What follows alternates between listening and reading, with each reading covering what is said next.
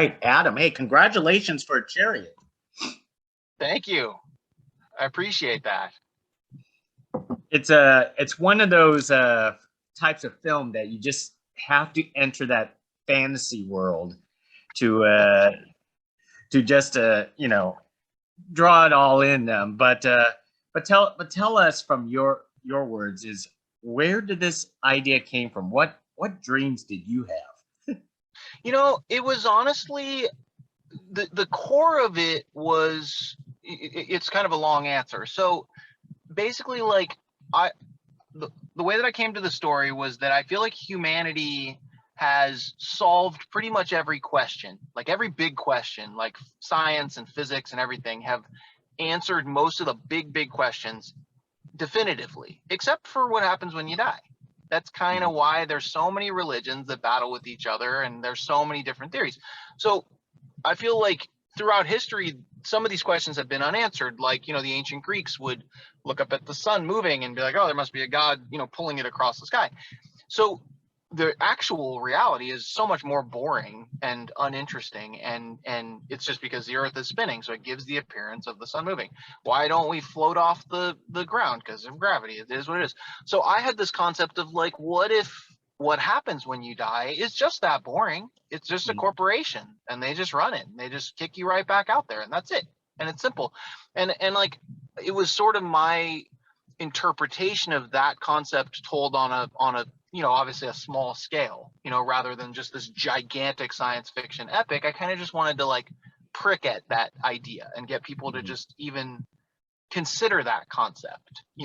Not that I'm giving an answer about what actually happens. I don't actually think that, but just the concept that maybe it's just boring and mundane and not scary, if that makes sense.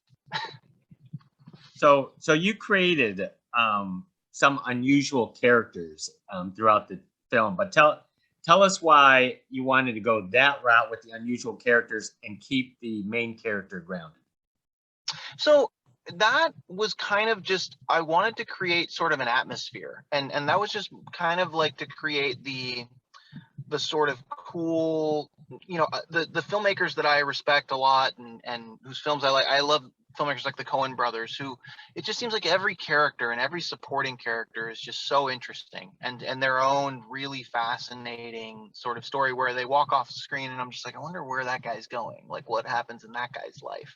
And so that was kind of my idea as far as why I wanted to, there's kind of two stories with Chariot. There's the main sort of through line, which is the Dr. Karn and Thomas and Rosa, and then there's the building, and just sort of that was an idea that was more just to kind of create the environment where I just had this idea for this building that was almost like it collected odd stories and odd characters and drew them in, including Thomas and Rosa. So in the cinematography and the dream sequences is black and white, which is I find it interesting, is because most people don't realize they dream in black and white. But tell us about establishing that mood. It was one of my favorite lines that Malkovich delivers. I actually cut from the film because the scene was just too long with it. But it's where he talks about dreams. And it was this fascinating quote I read about dreams, where dreams are just the most bizarre thing.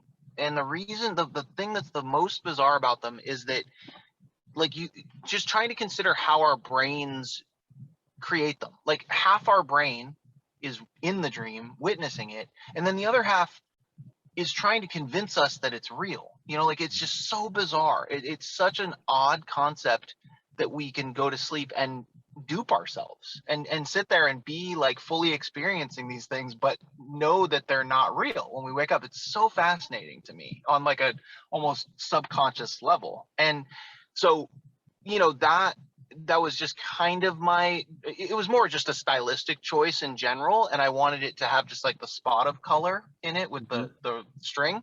But, that was what inspired the dream sequence, was just like, in the context of the film, I just wanted it to be a place where he was hiding these memories of Maria, essentially from Yeah. past lives. That was the purpose of it. But as I sort of researched it and wrote it, I became so much more obsessed with the idea of dreams and just the sort of strangeness of them. One of the things that boggles people's minds is John Malkovich introducing that riddle. How did you come across that riddle?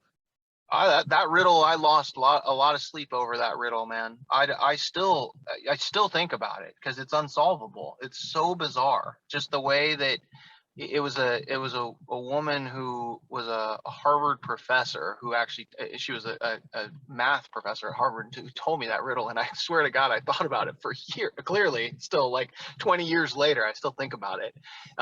It's fascinating because in the way that it's presented, it's like a glitch in the matrix. It's so strange, you know. And I always was like, I got to incorporate this in a film at some point. People need to hear about this. And so this seemed like the perfect way where it's like a way to sort of just kind of snap you out of whatever this is, you know. It's like this is sort of the little secret key that will get you out of this. So that was why it was incorporated. Yeah, it's a strange riddle. It makes no sense.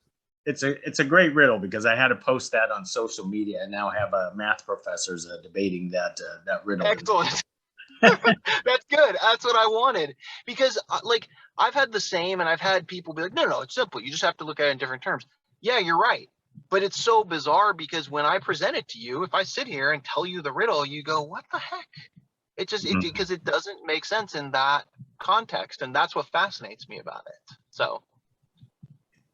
Now, I love when the trailer that you first presented for Chariot, because John Malkovich with red wig was so outstanding in his own way that I said to myself, I have to watch this film just for John Malkovich in red there.